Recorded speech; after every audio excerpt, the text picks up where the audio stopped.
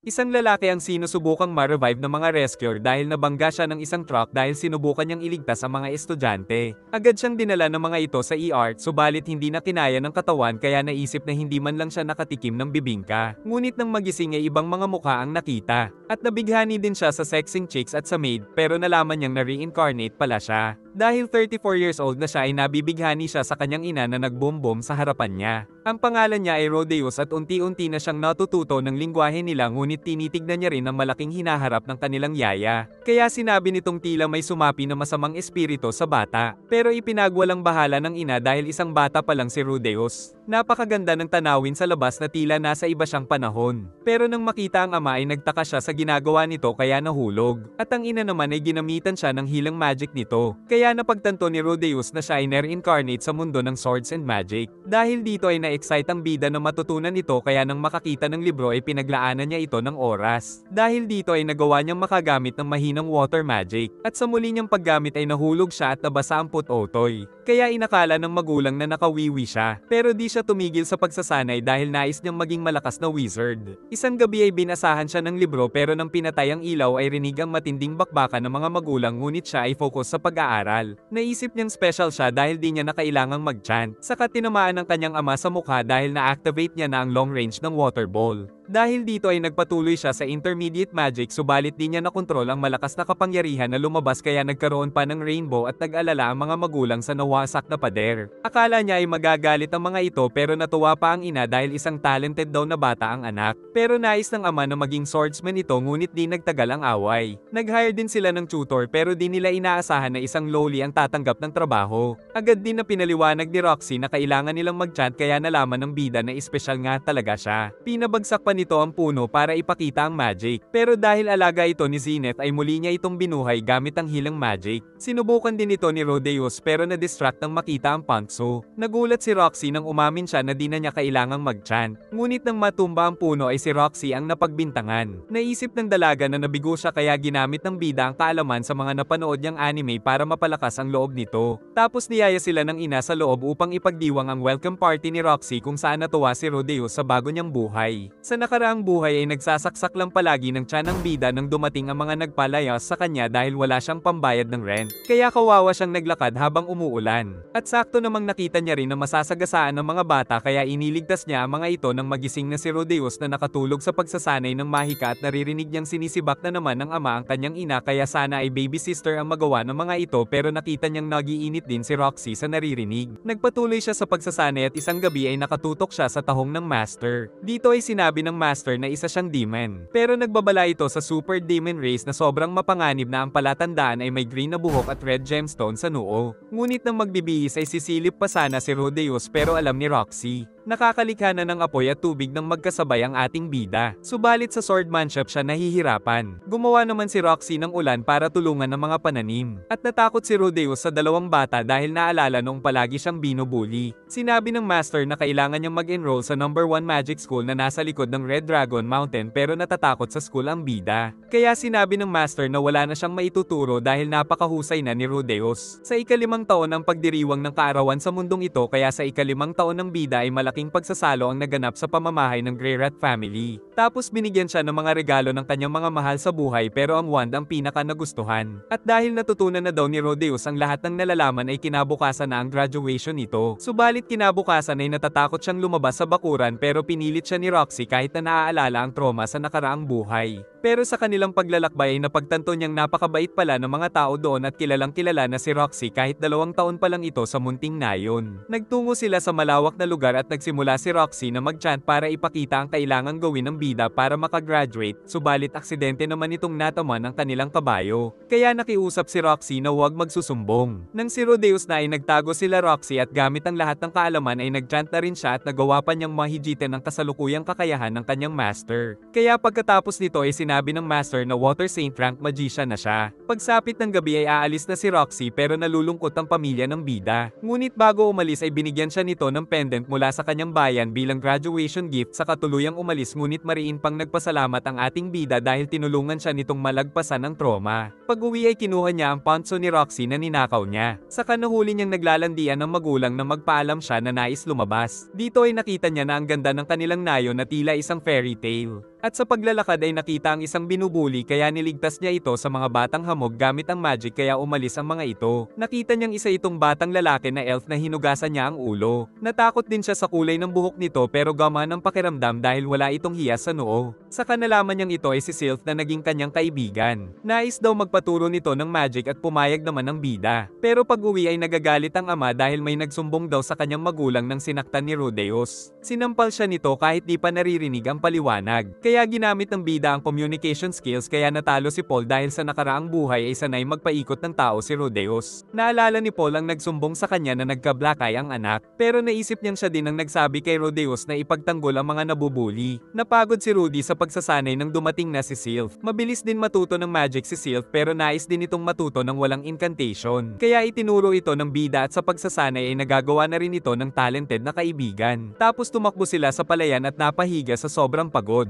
Nang biglang umulan ay niyaya niya ito sa bahay nila upang maligo. Pero nahihiya si Sylph ngunit pinilit niya ito subalit di inaasahang makakita ng baby tahong dahil isa pala itong babae kaya napaiyak at pinuntahan sila ng ama. Dito ay tinanong ng ama kung ba't ito nagawa. Humingi naman ng tawad si Rudeus at ngayon niya lang nalaman na Sylphiet pala ang pangalan ng kaibigan. Kaya pagkatapos maligo ay sinabi ni Rudeus na akala niya kasi ay lalaki ito kaya napaiyak lalo si Sylphie. Nagpatuloy siya sa pagsasanay pero di makafocus kaya binigyan ni Paul ng advice dahil magaling siya sa mga babae. At nang dumating ang kaibigan ay tinulak siya nito pero dahil kabado ay nagmukhang manyak lalo si Rudeus. Sa kabila nito ay di nagalit si Sylphie at sinabing nais pa rin sila nitong maging magkaibigan. Nabuntis na rin si Zenith na ikinatuwa ng Grey Rat Clan. Pero buntis din daw si Lilia na ikinagulat ng lahat at humingi ng tawad ang ama na sinampal pa rin ni Zenith. Malamig ang panahon ngunit malamig din ang samahan nila sa bahay dahil sa nangyari. Kaya naisip ni Lilia na umalis kahit buntis pa siya at maaari din siyang mamatay sa paglalakbay. Ayaw naman ng bida na mamatay na lang ito sa lamig kaya naman gamit ang negotiation skills ay kinumbinsi niya ang ina na kasalanan ni Paul kung ba't nabuntis ang kanilang yaya. At masaya din daw siyang magkaroon ng dalawang kapatid kaya naman napapayag niya na ang ina na tanggapin si Lilia at ang magiging anak nito. Ngunit sa labas ay pinaginitan siya ng ama sa pagsasanay. Aminado si Lilia na kasalanan niya ito dahil sa naiinggit siya sa mag-asawa sa gabi-gabi kaya inakit niya si Paul sa kanyang silid. Ngunit si Rudeus ay iniiwasan niya daw noon dahil para itong manyak kahit isa palang baby. Pero dahil iniligtas siya nito ay gagawin niya daw katulong ni Rudeus ang kanyang ipapanganak. Pinanganak ang dalawang baby at nang sabay umiyak ay sabay na kinuha ng mga nanay. Nalaman din ni Rudy na magkaklase pala noon sila Lilia at Paul sa dojo pero pagkatapos masibak si Lilia ay lumayas daw si Paul. Pero kinikilala niya pa rin ang ama dahil na master nito ang tatlong estilo. Sa kabila nito ay pinagbabalakan pa rin ni Paul ang sexing yaya. Naisip nitong mag-school si Rudy pero genius naman daw ito at mabubuli lang doon tapos mahihina daw ang mga chicks doon sa kama. Napansin daw ni Sylph na iba ang kinikilos ni Rudy. Giit ng bida na di na siya gumagaling kaya naiisip niyang mag-school pero naiyak si Sylphie dahil ayaw niyang maiwan. Pagsapit ng gabi ay nag-imagine si Rudy na nandoon si Sylphie at nahuli siya ng ama na may dala ng liham ni Roxy na nagbigay ng update sa buhay nito na naging tutor ng manyak na prinsipe at naabot na daw niya ang Water King rank na 5 tao pa lang ang nakakagawa sabi ng ama. Pero alam din ng ama na may tinatago siyang underwear ni Roxy. Sinipa ng dalawa si Paul para pakinggan ang pakiusap ng anak. Nais daw ng bida na pumasok sa Renoa University at nais niyang isama si Sylphie. Pero hindi daw maaari dahil nagsasanay pa siya ng espada at wala silang sapat na pera. Kaya nakiusap si Rudy na hanapan na lang siya ng trabaho para makapag-ipon ng tuition ni Sylphie at pumayag naman ang ama. Habang nagsasanay sila ay dumating ang isang karwahe at bumaba dito si Ghislaine na dating kasamahan nila Paul at Zenith. Pero nagtataka si Rudeus kung ano ang nangyayari. Saka bigla siyang inihagis at kinalaban ng kanyang ama kaya gumagamit siya ng mahika, subalit hindi ito sapat dahil sa lakas ni Paul ay tuluyan siya nitong natalo. At nang magising ay dinala na siya ng karwahe kasama si Ghislaine na kanyang makakatrabaho. Saka binigay ang sulat pero nabasa ng bida na si Ghislaine na puro muscle ang utak na lang ang magpapaliwanag sa kanya kaya nagalit ito. Nakasaad din na magiging tutor siya ng isang 9-year-old bilang trabaho.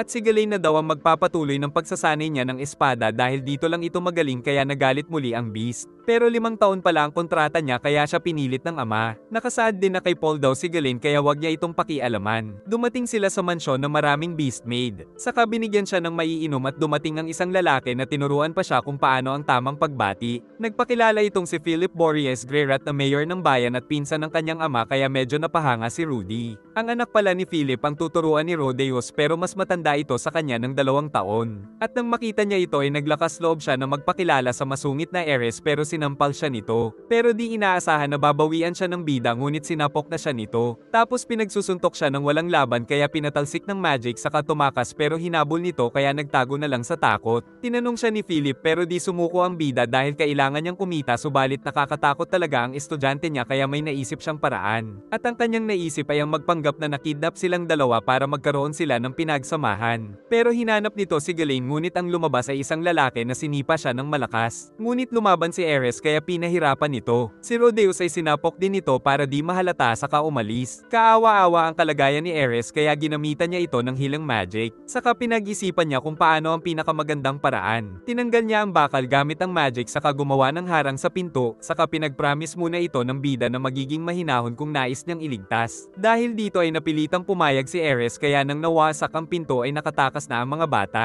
Pero malakas na naman ang boses ni Ares kaya iniwan na siya ni Rudy. Ngunit nang marinig ang matatanda ay sumama ito sa kanya pero sa isang kondisyon na makikinig na ito sa bida. Dahil sa mga kaalaman ni Rodeus ay nakasakay sila sa isang karwahe para makauwi. Subalit dalawang lalaki ang mabilis na dumaan sa kanila. Kalaunan ay nakauwi na rin sila sa Roa saka nakita ang isang katulong pero biglang nakidnap si Ares kaya agad na gumawa ng earth wall si Rodeus. Sinubukan din siyang suhulan ng mga ito at ipinangako ang malaking halaga dahil nagdusa daw ang katulong sa kamay ni Ares. Subalit di pumayag ang bida kaya nagpakawala siya ng signal saka siya umatake ng lupa sa mga ito at binayagan pa ang isa tapos pilit na kinuha si Ares at mabilis silang tumakas habang umaatake ng fireball at nabihag din ang paa nito kaso inihagis ang espada. Mabuti na lang ay dumating na si Ghislaine na winasak ang espada at tinalo ang mga kalaban sa isang iglap. Pero natakot si Rudy dahil akala niya ay isa lang itong palabas. Nakauwi na rin sila sa mansyon at natanggal na sa trabaho ang dating katulong. Naisip din ng bida na patay na sana siya kung di iniligtas ni Ghislaine. At aalis na sana siya pero tinatanggap na daw siya ni Ares. Nagkasundo sila na si Ghislaine lang ang sasabihing gumawa ng paraan. At hindi din ipapaalam sa iba na siya ay kasapi ng Greyrat family. Dumating si Hilda na asawa ni Philip na nasarapan siyang tignan subalit umalis na ito. Tapos dumating ang Lord ng Fittoa na si Saros Boreas Greyrat. Saka sinapok nito si Philip dahil malaki daw ang naitulong ni Rodeus kay Ares. Pinakiusapan din siya ni Saros na turuan ng magic si Ares. Giit ng bida na dapat ay si Ares ang makiusap sa kanya kaya tinawag ni Saros ang apo. At pinilit niya itong makiusap pero nagpa-cute lang. Giit ng butler na idol daw kasi ni Ares ang mga beast. Habang kumakain ay takam na takam si Ghislaine. Saka nagsanay sila ng espada sa pagtuturo ni Ghislaine. Tapos nagsanay din sila ng magic sa pamumuno ni Rodeus. At pagsapit ng gabi ay gumagawa siya ng figure ni Master Roxy. Tinuruan niya ng math ang beast subalit naging pyromaniac si Ares. Ngunit sa tuwing mag-aaral silang Bumasa ay tinataguan siya nito. Nang makita niyang natutulog ito sa bar na ayaw gumising kaya hinawakan niya na lang ang mga siopaw nito. Pero natutulog pa rin kaya ang pechay naman ang balak bulat-latin kaso nahuli siya nito sa akto kaya nagkatinginan at binugbog ng matindi ang manyak. At nagpanggap siya kay Ghislaine na umiiyak. Wala pa rin gana mag-aral si Ares. Kaya kinakuntsaba ng bida ang beast para magkwento kung paano siya nahirapan dahil hindi siya marunong Bumasa at magkalkula kaya napilitan kumain ng jebs para mabuhay. Ginanahan naman si Ares nang marinig ito. Saka nagpatuloy sila sa sword fight subalit mas magaling si Ares sa kanya kaya nabugbog na naman siya. Pagsapit ng gabi ay palaging ubos ang energy kaya napatingin na lang sa kanyang mga art. At kinabukasan ay di na nakatiis si Ares dahil nakalimutan pala siyang bigyan ng break. Nang may pupuntahan sila ay pinuri niya ang suot nito pero nasapok siya. Saka nagtungo sila sa bayan kung saan mapayapa ang mga tao. Tapos pinakita sa kanya ng matanda ang potion na nakakapagpatigas daw ng manoy at nakakapagpabuka ng kuweba kaya nag-note siya na nakita ni Ares. Saka sinamantala ni Rudy na turuan sila ng math sa mga presyo ng bilihin pero matigas ang ulo ng dalaga. Nakakita din siya ng libro na pwede daw ipabili ni Ares sa lolo niya pero ayaw ni Rodeus na masanay sa ganito ang dalaga kaya di siya pumayag. Naglalakad sila pauwi nang makita ang Sky Castle.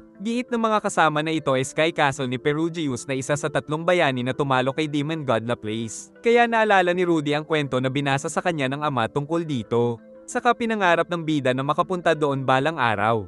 Binili pala ni Ares ang tinitignan ni Rodeus na aphrodisiac na agad niyang tinago para di nila malaman kung ano ito pero nais malaman ni Ares kaya pinipilit siya ng dalawa kaya nabasag tuloy ito. Pero pinipilit pa rin siya ni Ares kung ano ba ito. Nagagawa na ni Ares na makipagsabayan sa husay ni Ghislaine pero si Rodeus ay walang improvement. Subalit nagpatuloy pa rin sila sa pagsasanay sa araw-araw. Tapos nakagawa na rin si Rudy ng figure ni Roxy na kita ang Pantsu. Dumating din si Ate Edna Leylon na nakiusap na bigyan din siya ng oras para makapagturo ng tamang asal at at pagsayaw kay Ares para sa ika-10 kaarawan nito at pumayag naman kaagad ang bida. Naghanap siya ng libro pero di mabasa ang beast language. At nais niya ring matuto nito para magkaroon ng mga cute na beast maid at nagkasundo pa sila ni Philip dahil pareho silang minyok. Pero pati ang demon language at god language ay pinag-aralan niya subalit wala siyang maintindihan. Nakita niya rin na tumakas si Ares kay Ate Edna dahil nahihirapan daw itong sumayaw. Kaya nagpatulong ito dahil mapapahiya si Ares kung di matututo. Nang makita ay sinipa siya nito agad dahil ayaw nito ng party. Kaya ginamit na naman ng bida ang advantage sa communication skill para mapapayag ito pero binetukan lang siya. Ngunit nagyayaya na itong mag-practice sumayaw. Pero nang magsimula ay kinakabahan si Ares kaya naihagis siya nito. Nagpaturo din siya ng beast language kay Galen at nakabenta na rin siya ng figure ni Roxy. Isang gabi ay may dumating na package mula kay Roxy at ginanahan siya sa amoy nito. Habang sinusulat pala ito ni Roxy ay minanyak na naman siya kaya sinunog ang prinsipe. Nagpadala din siya ng libro para sa pag-aaral ng bida ng demon language. At nakabili din daw ang prinsipe ng figure niya na sobrang detalyado kaya diniladilaan pa ng manyak. Alam ni Rodeus na sa kanya nanggaling ang figure. Saka tinignan ng libro na ginawa ng sensei. Nagpatuloy sila sa pag-practice pero nag-alala si Rudy dahil birthday na nito kinabukasan. Napakaraming mayayaman na panauhin ang nandoon saka dumating si Lord Soros kasama ang apo nito na may birthday pero nag-aalala pa rin ang bida. Niyaya siyang sumayaw ng isang lalaki na maganda naman ang simula pero natumba sila kaya pinag-usapan ng mga bisita.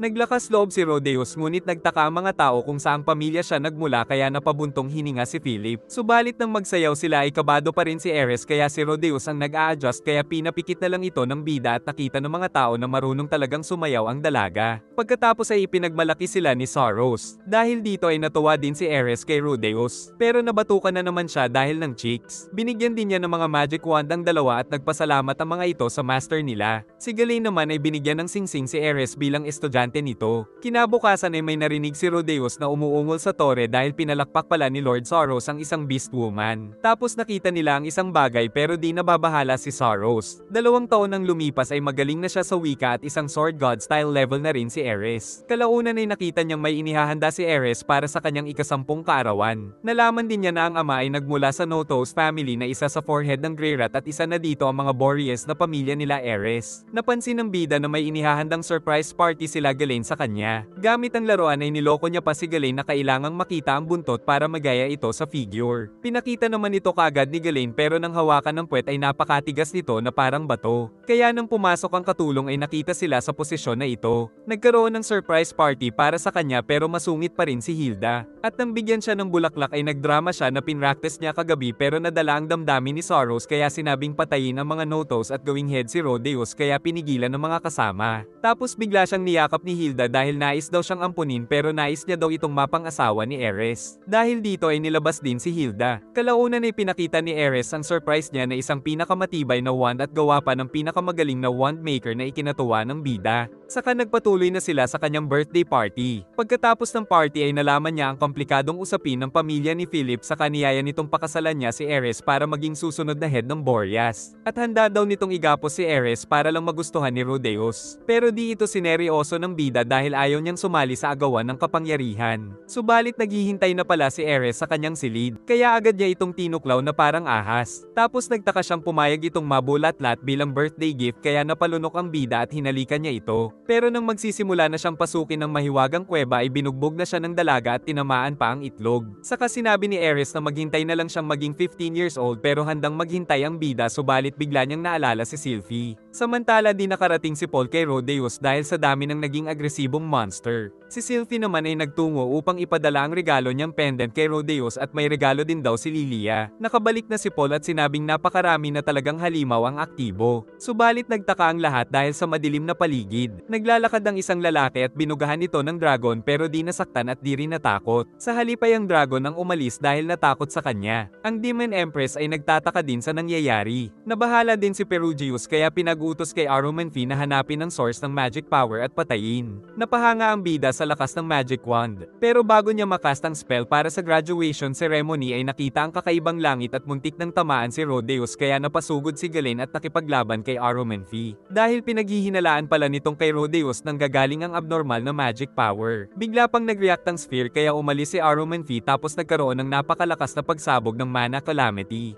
Naisip niyang patay na siya nung magpakita ang nagpakilalang human god na sinabing pinapanood daw siya nito na ikinagalit ng bida. Kaya naman ayaw niyang pakinggan ang advice nito. Ngunit nakinig na siya nang malaman na siya ay nasa mapanganib na Demon Continent dahil sa Mana Calamity. Kaya kailangan niya daw pakisamahan ng lalaki na makikita niya pagkagising. Nang magising ang bida ay nakita niya ang lalaking nagligtas sa kanila na sinabing nahulog daw sila mula sa kalangitan. Dagdag pa nitong nais niyang samahan ng dalawang bata hanggang sa makauwi. Takot na takot si Ares nang makita ang Super Drace. Kaya naman nanginginig itong nagpakilala kay Ruijerd Supardia. At di nagtagal ay naging kaibigan na rin nila ang lalaki. Kinabukasan ay nagsimula na sila sa paglalakbay at umiinom sila mula sa magic ni Rudy. Tapos si Ruijerd naman ay pumatay ng malaking pagong para sa pagkain. Nagpatuloy sila sa paglalakbay hanggang sa makarating sa Magerd's Village. Pero kahit makiusap si Rui ay ayaw silang papasukin dahil wala siyang tiwala sa mga kasama nito. Kaya nagtungo doon ang chief at nagulat ang mga ito na marunong si Rodeus ng demon language. At nang mapansin ang kanyang kwintas na bigay ni Roxy ay nabigla ang lalaki dahil siya daw ang ama nito. Pagpasok ay naglaway ang bida dahil napakaraming Roxy doon. Tapos tinatanong din siya ng lalaki tungkol sa kalagayan ni Roxy. Sa kanilang pag-uusap ay inaantok na si Ares kaya pinatulog ng natutuwang manyak. Nag-aalala ang chief kay Rui kung paano nito maibabalik ang karangalan ng Super Drace. At sa kanilang pag-uusap ay mariing sinabi ni Rui na na-frame up sila nila Place dahil binigyan sila nito ng sinumpang sibat kaya nagkaroon sila ng pambihirang lakas. Subalit dahil rin sa mga sibat ay nagsimula silang magpatayan kaya naubos rin ang lahi nila at ang kanyang sibat ay ang kaluluwa ng kanyang anak na nag-alay ng buhay upang makatakas siya sa sumpa.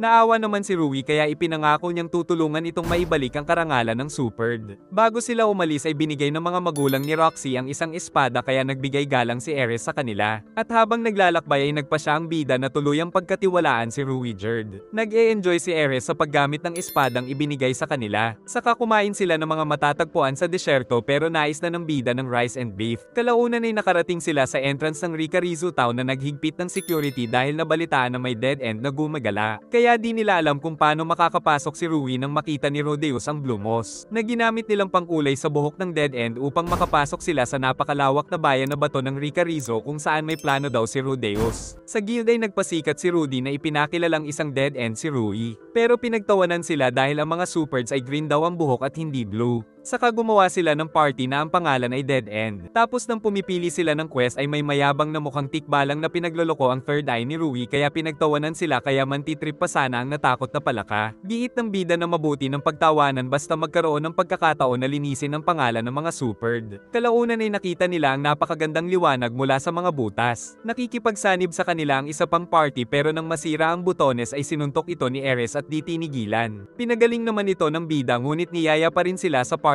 pero tumanggi si Rodeus. At sinabi ng tatlo na pagsisisihan ito ng bida. Problemado si Rodeus dahil kailangan nilang makagawa ng mas mataas na quest upang di maubusan ng pera. Nang mapapikit siya ay nakita niya na naman ang human god na nagbigay ng advice na tanggapin nila ang pinakamababang quest na paghahanap ng isang pusa. Kinabukasan ay ginawa nga nila ang quest kung saan dahil sa third eye ay nalaman ni Ruijerd na kailangan nilang pumasok sa isang kuweba. At sa kanilang paghahanap ay nakita na nila ang hinahanap na malaking pusikat. Nang dumating ang mga kawatan ay nagtago ang tatlo. Saka sila biglang umatake kaya tagumpay na nabihag ni Rodeus ang mga ito. Magtatanong pa sana ang bida ngunit sinipa siya, kaya biglang nahulog ang ulo nito na ikinatakot ng mga kasama dahil galit si Rui sa kasamaan. Giit ni Rodeus na di siya pwedeng basta pumatay kung nais niyang maibalik ang karangalan ng Super Drace. Natakot ang mga kawatan kaya inamin na nilang ninanakaw nila ang mga pet at sila din ang kumukuha ng quest upang maibalik ang mga ito kaya papatayin sana sila ni Rui na pinigilan ng bida. Sa halip ay nais silang gawing mga tauhan ni Rodeus pero tutol dito ang Superd. Subalit si Ares ay kinakampihan si Rudy dahil para daw ito sa kapakanan nilang tatlo. Pagbalik sa guild ay inutusan ng bida sila Butiki na kumuha ng B-rank mission upang makipagpalit at sinabing ipagkalat nila na mabuti ang dead end party. Ngunit dumating si Tikbalang na nais na naman mag-inaso kahit kabayo. Nagtaka si Roxy sa nadatnan kaya nagtungo siya sa guild board. Kaya nakita niya ang sulat ni Paul na kilala ng isang dwarf at isang elf sa kanyang likuran. Ayon sa sulat ni Paul ay nasa kanya si Norn pero sila Zenith, Lilia at Aisha ay nawawala kaya nagpapatulong itong hanapin ang kanyang pamilya. Samantala nasa Petrified Forest ang dead end party dahil sa quest na hanapin ang isang halimaw. Nakita din nila ang mga batang adventurer na pinipigilan ng baboy na demon dahil mapapahamak lang daw sila. Pero dumating pa sila Rodeus na nakakuha ng kaparehong quest. Kaya umalis na lang ang baboy Ramo dahil naisip niyang mamamatay din naman ang mga kakumpetensya sa quest. Nag-aalala daw si Rui sa mga batang adventurer. Kaya sinundan nila ang mga ito upang iligtas sa oras ng panganib nang biglang may halimaw pero giit ng bida na wala pa sila sa panganib. At kahit na dumating ang nakakatakot na ahas ay pinipigilan pa rin ng bida si Rui dahil nais niyang iligtas ang mga ito sa bingit ng kamatayan para sa kanilang reputasyon. Subalit tumigil ang mundo ng bida nang biglang napatay ang isang adventurer kaya sumugod na ang mga kasama at agad na tinapos ni Rui ang halimaw na gagamba. Si Ares naman ay kinalaban ng malaking ahas at sa tamang pagkakataon ay nagawa niyang maputol ang malaki at mataba na katawan ng mapanganib na halimaw. Dahil namatay ang isa ay nagagalit si Ruijerd kay Rodeos. Ngunit sinabi ni Kurt na hindi kasalanan ni Rodeos ang nangyari dahil handa silang tanggapin ang kanilang kapalaran bilang mga adventurer. Malungkot si Rodeos dahil di niya inaasahan ang nangyari. Nang marinig nila ang sigaw ng baboy dahil ang Red Hood Cobra ay lagpas sa kanilang kakayahan. Agad namang umatake ang bida saka sumugod si Rui na hiniwa ang katawan nito. At si Ares ay tinaga ito ngunit napakatigas ng katawan kaya tinamaan siya ng buntot ngunit napigilan ang kanyang pagtalsik. Umatake si Rodeos at nang siya ang sinugod ay pinigilan ito ni Rui, saka muling umatake si Ares na sa wakas ay naputol na ito saka ito inatake ni Rodeos ng armor-piercing magic upang tuluyan itong matalo. Pagkatapos ay umuwi na sila upang tanggapin ang reward sa quest. Pero nandito na naman si Tikbalang na tinakot pala ang mga bata niya at nagbantang isusumbong sa guild na nagpapalitan sila ng quest.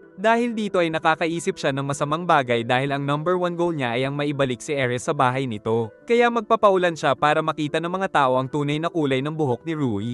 Pero nang mapansin ay si Rui na mismo ang nagtanggal ng kulay ng buhok na ikinatakot ni Tikbalang pati na ng lahat ng nakakita. Tapos sinakal niya ang mukhang kabayo na nagmakaawa sa kanya. Saka nagbanta si Rui na kung ma-disqualified ang kanilang adventurer qualification ay siguradong kalderetang kabayo ang kalalabasan nito kaya nahimatay na rin sa sobrang takot. At agad namang tumakas si Ruijerd dahil dumating ang mga bantay. Nagtataka din si Rodeos kung ba't natakot ang dalawa sa nagligtas sa kanila. Hinanap ng dalawa ang Superd na nagpakita naman sa kanila. Dito ay nagkausap na rin ng masinsinan ng dalawa. Kung saan kinilala ni Rui na isang mandirigma si Rodeos dahil meron daw itong pinoprotektahan at ito ay si Ares. Giit pa ni Rui na wag nang mag-alala ang bida sa paglinis ng pangalan ng mga Superd pero nais talaga siyang tulungan ni Rodeos sa katuluyang nagkasundo. Kinabukasan ay nag-ahit pala ng ulo si Rui para di malaman ng mga tao na isa siyang Superd. Tapos binigyan siya ni Rudy ng head protector upang maitago din ang third eye nito. Saka nagpatuloy na sila sa mahabang adventure sa mapanganib na lupain ng mga demon. Hanggang sa makita na rin nila ang syudad kung saan sila sasakay ng barko. Samantala patungo na rin sila Roxy sa nais din nilang puntahan. Natuwa si Ares nang makita ang dagat. At nang magsimula itong maghubad ay na-excite si Rodeos na makita ito pero nagbabala si Rui na maraming halimaw sa dagat. Naglibot sila sa syudad at nakita ang pamumuhay ng mga demon doon.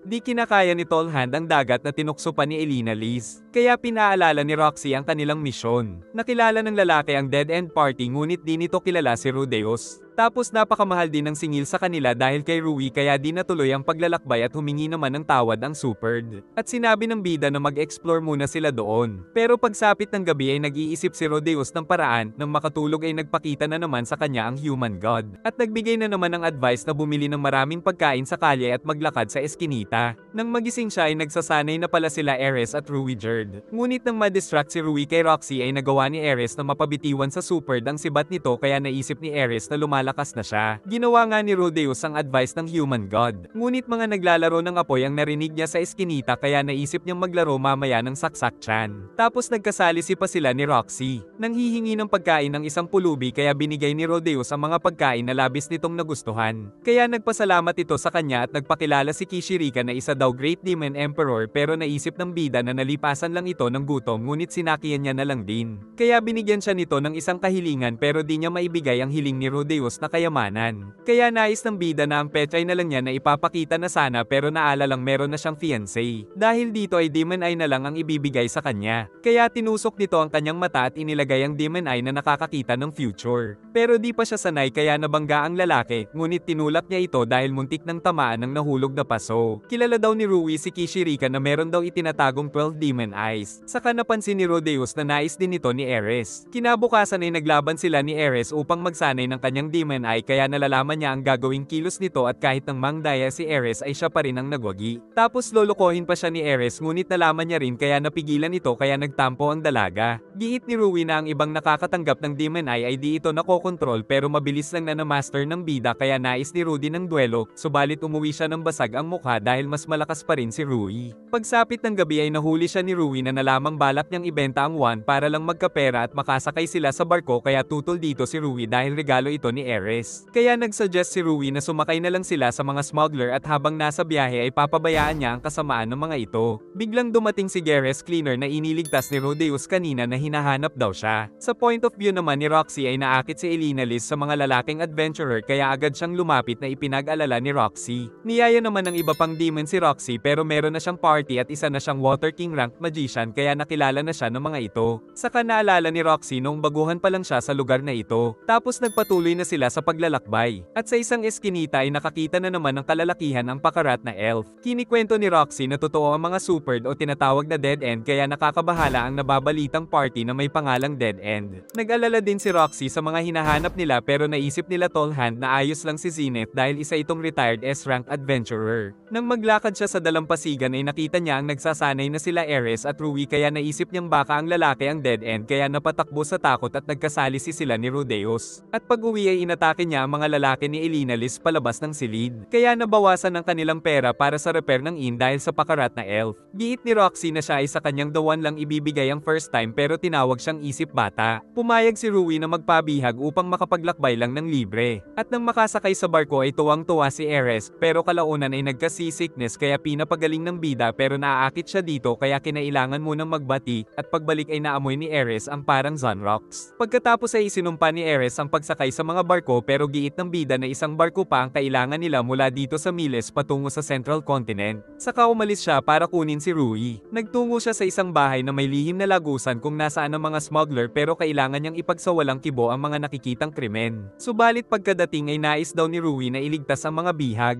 Naghinala naman sa kanila ang bantay kaya nang lumapit si Rui ay takot na takot ito at tuluyang siyang pinatay ng Supered. Si Rodeus naman ay nagtungo sa mga Beast Woman para iligtas sila at nasarapan pa sa nakita ng pagalingin ng isa. Pero di niya magawang buhayin ang namatay na. Dahil marunong ng salita ng Beast Race ay naintindihan nila si Rodeus kaya sumunod ang mga ito sa kanya. Pero meron pa daw naiwan kaya nagbalik ang bida para iligtas ang malaking puppy na may barrier pero mabilis niya lang itong natanggal kaya nagpasalamat ang hayop. Subalit dumating ang isang beastman na pinagkamalan siyang smuggler at nang sumigaw ito ay nawalan siya ng lakas. Dahil ang hayop na ito ay ang kanila palang sacred beast. At nang pauwi sila ay nagbanta ang beastman na ipapataw sa kanya ang pinakamabigat na parusa. Nagising siya sa isang free apartment na bagkus may mga insekto at ipapasok mo ang lubot sa butas tuwing dudumi ay ayos lang sa kanya dahil may free pa na breakfast na parang Junjun ng tikbalang. Napaka-safe din sa loob at napakatibay ng bakod dahil siya pala ay nasa kulungan. Kalaunan ay nagtungo ang isang beast woman para bigyan siya ng pagkain pero tinapon ito sa mukha at tinawag pa siyang manyok. Kahit na kaya niyang tumakas ay di niya ginagawa dahil di niya rin alam kung saan pupunta kaya maghihintay na lang siya sa mga kasama. Natuwa na naman siya nang bumalik ang chicks na beast pero binuhusan na naman siya nito. Di nagtagal ay may kasama na siya sa kulungan kaya umakting siyang boss dahil siya ang pioneer doon. Saka nagpakilala ang lalaki na si Giz na nakulong daw dahil nahuli siyang nandadaya sa sugal. Ngunit nawala ang kanyang cool nang malaman na din ito nakitang patungo doon sila Rui at Ares. Ginawa niyang alipin si Giz dahil siya ang boss doon. Pero ayaw tumakas ni Giz kaya nag-away sila ngunit nakitang nasusunog na pala ang lugar kaya madaling binuksan ng bida ang lock sa kaagad na nakapagbihis. Tapos nakita nilang tinutugis ang beast race ng mga smuggler. Di kaagad tumulong si Rodeus dahil sa ginawa sa kanya. Pero nagpasya na rin siyang tumulong na nagustuhan ni Giz kaya lumaban din ito habang siya ay nagcast ng malakas na ulan upang maglaho ang apoy. Pero napakarami pang kalaban mabuti ay dumating ang beast warrior na pinatay ang mga ito at agad din nilang inatake ang mga kumuha sa mga bata. Subalit dumating si Geras na siya palang mastermind. Kinabahan ng bida dahil may bihag ito. Tapos inihagis ang babae saka pinagpapatay sila nito at nahiwa din ang matapang na beast warrior. Saka nagpakilala si Geras na isang North Saint. Naisip ng bida na mapanganib ito kaya pinabayaan niyang kaladka rin ng isang babae pero kinagat ito bigla ng sacred beast kaya napatalsik ito ng bida. Kinakabahan man pero kailangan niyang lumaban kaya ginamit ang Demon Eye upang makaligtas sa mga atake ng North Saint. Subalit tinamaan pa rin siya ng kutsilyo mabuti ay iniligtas siya ng sacred beast. Saka binulag ito ni Giz kaya tinamaan siya ni Rodeus ng napakalakas nitong atake. Nang magising ang bida ay nandito na sila Ares. Tapos humingi ng tawad ang beast race dahil ikinulong pa nila si Rodeus. Nalaman din ng bida na napagkamalan din na smuggler si Ruijerd kaya natagalan ito. Ngunit sa kabila nito ay ipinangako ng bida na pipilitin niyang makauwi si Ares. At lingid sa kanilang kaalaman na ang lolo niyang Lord of Fitoa region na si Soros ay pinapatay ni Darius na kakumpetensya sa kapangyarihan. Naglalaro ang mga dalaga habang si Rodeus ay nang mamanyok sa loob ng kahon pero nakita siya ng sacred beast. Ngunit sa muling pagsilip ay nandoon Tona ang Beast Warrior na nagbanta dahil sinisilipan ng kanyang anak kaya humingi agad ng tawad ang bida. Namuhay sila ng tahimik sa Beast Village kaya nakakagawa ng mga figures ang bida at kumakain na rin sila ng masasarap. Tinuturuan ni Ares ng kanyang lingwahe sila Tona at Sene kaya naging close niya ang mga ito. Napansin ng lalaki ang singsing niya na ibinigay ni Galen na nagmula pala sa village na ito. Pero nagalit si Guys at kinuha ang anak na si Tona dahil isang kahihiyan daw si Galen sa kanila. Ngunit di pumayag si Ares dahil ang pagkakilala niya kay Galen ay isang magaling na master. Kaya napaisip si Guys kung nagbago na ba talaga ang kapatid. Curious din si Tona sa kanyang aunt Galen kaya nais magpaturo ng sword style nito na di naman tinanggihan ni Ares at nagsimula sila kaagad na magsanay. Natuwa si Guys dahil ngayon lang daw nagpakita ng interes si Tona sa espada at nalaman pa kay Rodeus na naging apprentice din ni Rodeus si Galen sa pag-aaral at magic. Lumipas ang 3 buwan ay nakukuha na ni Tona ang technique. Ngunit nang mabanggit ni Ares na malapit na silang umalis ay nalungkot si Tona. Samantala ang bida ay nakukyutan sa Sacred Beast. Kaya nakiusap ang Beast Woman na wag sana niyang bastyusan ang sagrado nilang halimaw pero nakikipaglaro lang talaga ang bida. Samantala nag-aaway na pala ang dalawa dahil ayaw ni Tona na umalis doon sila Ares. Na-depress si Tona pero aminado siyang magaling na guro si Ares kaya baka magaling din si Aunt Ghislaine. Pero naalala ni Guys na noon ay tila isang mabangis na halimaw lang ang kapatid kaya pinadala nila ito sa manlalakbay. Narinig ni Rodeus na nagtatgo sila Sena at Tona kaya lumabas muna sila. Ngunit nakita na pala sila ni Ares kaya humingi na ng tawad si Tona. Kaya naman nagkabati na rin sila. Kinabukasan ay nakita ni Rodeus na naging magtropa pala ang Chief at si Rui. Subalit nalulungkot ang kababaihan sa kanilang paghihiwalay. Nais namang makalaban ni Guys ang sword style ni Galen sa pamamagitan ni Ares at nang sumugod sa isa't isa ay natapos ang duelo nila sa isang iglap kaya di naintindihan ni Rodeus ang nangyari. Pero sa kanilang kamayan ay natalo pala si Ares. Pag-alis nila ay naiwan kay Tona ang mga laruan. Saka sumama sa kanila si Gis na nais daw makisabay. Habang naglalakbay ay kinwento naman ni Gis ang tungkol sa kinikilalang 7 gods. Magkakasama ang 4 sa mahabang paglalakbay patungo sa bayan ng Miles. Hanggang sa makita na nila ang destinasyon kaya nagpaalam na si Gis. Napakamasagana ng lugar na mahahalata sa mga gusali doon kaya masaya silang naglakbay sa syudad. Sa kanilang meeting ay sinabi ng bida ang kanilang mga gagawin sa Miles bilang paghahanda sa paglalayag patungo sa Central Continent. Giit ni Ares na mangha-hunting muna siya ng mga goblin kaya nag-alala ang bida. Subalit nagpasya pa rin sila na kumilos ng kanya-kanya kinabukasan. Kinabukasan ay gumawa siya ng liham para sa pamilya nang makita niyang meron na namang nakidnap. At kahit ayaw niya na ng problema ay di niya pwedeng pabayaan ang nakikitang krimen kaya sinundan niya ito at pumasok sa hideout. Pero nabuko siya dahil lang sa isang pantso. Kaya nagpakilala na lang siyang si Ruijerd at pinatalsik ang mga ito. Ngunit napansin na pamilyar ang nakidnap. Dumating ang chicks na may-ari ng pantso pero mas sininghat pa ito ng parang adik kaya napasugod ang dalaga pero habang inaatake ay nakafocus lang siya sa 2 goal. At sa kanilang labanan ay kitang-kita niya na ito. Dumating naman ang kanilang captain na isang lasenggo pero mabilis itong sumugod na nabihag ng bida. Pero nakatakas at nahiwa pa nito ang ginawang rock wall ng manyak hanggang sa mahiwa nito ang pantso sa mukha ng bida. Dahil dito ay nakilala siya ni Paul dahil ito pala ang kanyang ama. Malaki ang pinagbago ni Paul dahil sa stress. Ngunit nang marinig na tila nag-enjoy pa ang bida sa adventure ay nainis si Paul. At mas lalo pa itong nagalit dahil hindi man lang naghanap ng impormasyon at mas inuna pa nito si Ares kaya nagsimulang magkaroon ng diskusyon hanggang sa masuntok si Rudy. Pero lumaban siya at nagawa itong mapatalsik at nagsimula siyang bugbugin ng ama dahil di man lang ito natuwa na nagkita pa sila. Saka naman dumating ang kapatid na si Norn para ipagtanggol ang kanilang ama. Kaya naman umuwi na lang ang ating bida. Pero sinabi pa ng ama na naglaho na ang kanilang syudad at nawawala ang kanilang family members. At ang samahang ito ay isang search team para bawiin ang mga biktima ng mana calamity na na-brainwashed upang maging alipin kaya naalala ni Rudy ang lalaki na bully ni Sylphie. Di makapaniwala si Rodeus sa kanyang mga nalaman. Pag-uwi nila Ares ay nakitang tulala ang bida kaya babanatan daw ng dalaga si Paul pero pinigilan ni Rui at sinabing i-comflirt na lang niya ito.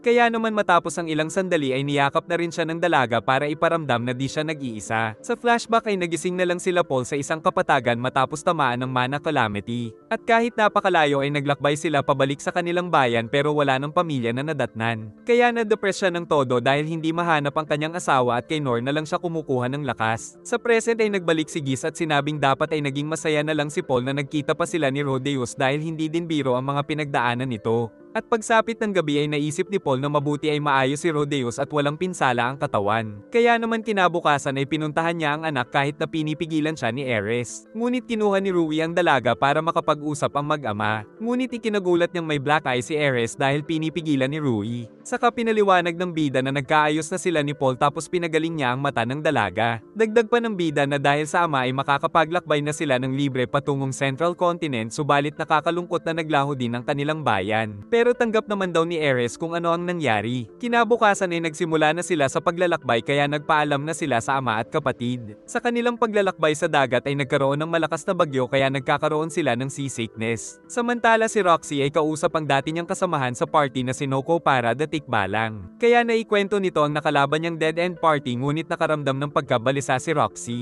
Sa kabila ng pagiging siraulo ni Tikbalang ay nag-advise itong dumalaw din siya sa mga magulang dahil alam nito ang pakiramdam dahil isa na rin siyang ama. Umuwi nga si Roxy kung saan natatakot pala siya sa mga kapwa Megard dahil di siya nakakagamit ng telepathy. May nakita pa siyang batang sugatan na kanyang pinagaling. Pero di niya maintindihan ng telepathy kaya umalis na lang siya. Pagdating sa bahay ay sinalubong siya ng mga magulang. At kahit ang mga ito ay di niya maintindihan ng telepathy kaya nais niya nang umalis kaagad. Ngunit nang umiyak ang ina ay naalala niya ang kanyang pagkabata na tila naging kakaiba dahil siya lang ang di nakakagamit ng telepathy pero di siya sinukuan ng mga magulang kaya napayakap siya sa ina. Nang magising siya ay nagsasalita ang mga magulang para makausap siya kaya nalaman niyang dumalaw pala dito sila Rodeus kasama ang dead end na si Ruijerd. Saka nagbalik siya sa kanyang search party para ipagpatuloy na hanapin ang pamilya ni Rodeus. Nakausap na naman ni Rodeus ang human god sa panaginip kaya nagpasalamat siya sa mga tulong nito pero naiinis siya dahil nagbabalik sa dating katawan kapag nasa loob ng consciousness. Nagbigay muli ng advice ang human god na huwag siyang magpapakilala kay Aisha at magpadala siya ng sulat sa Shirone Kingdom sa kanyang kakilala upang mailigtas sila Aisha at Lilia. Nang magising ay nakakaramdam pa rin ng seasickness. Sa wakas ay nakarating na sila sa Central Continent. At sumakay sila ng bangka habang kumakain ng masarap. Habang nasa karwahe ay napansin ni Ares na malungkot ang bida dahil pala alam niyang nabihag ang kanyang pamilya. Gumawa ng sulat si Rodeus kay Roxy katulad ng advice ng human god. At habang naglalakad sa palengke ay napansin niyang may sumusunod sa kanya kaya napatakbo at gumawa ng pader. Pero nang tignan niya ito ay isang bata ang pinipigilan ng mga guard na magpadala ng sulat sa kanyang ama. Kaya pinigilan ni Rodeus ang mga ito ngunit dumating ang mga backup kaya tumalo na lang sila ng mataas. Nagpakilala itong kanyang kapatid na si Aisha Greyrat. Pero dahil sa advice ng human god ay di siya nagpakilala na kuya nito. Nalaman ng bida na nagagalit daw si Aisha sa kuya nito dahil nalaman niyang isa itong manyak dahil sa tinatagong mga underwear sa isang box. Napagtanto ng bida na ito ang dahilan ng human god kaya nag-advise na huwag magpakilala sa kapatid. Sa kabila nito ay pinanggako niya kay Aisha na tutulungang iligtas ang nanay nito na si Lilia. Nang makatulog si Aisha ay pinaliwanag ni Rodeus ang sitwasyon sa mga kasama at pinigilan na sumugod sa palasyo ang mga ito. Kinabukasan ay dumating ang isang tauhan ni 7th Prince of Shirone na si Pax na nais daw siyang makausap kaya di siya nagdalawang isip na magpunta. Ngunit pagpasok sa silid ni Prince Pax ay nakitang bihag si Lilia at nahulog na rin siya sa isang bitag na merong seal kaya di siya makakatakas kahit gumamit ng magic.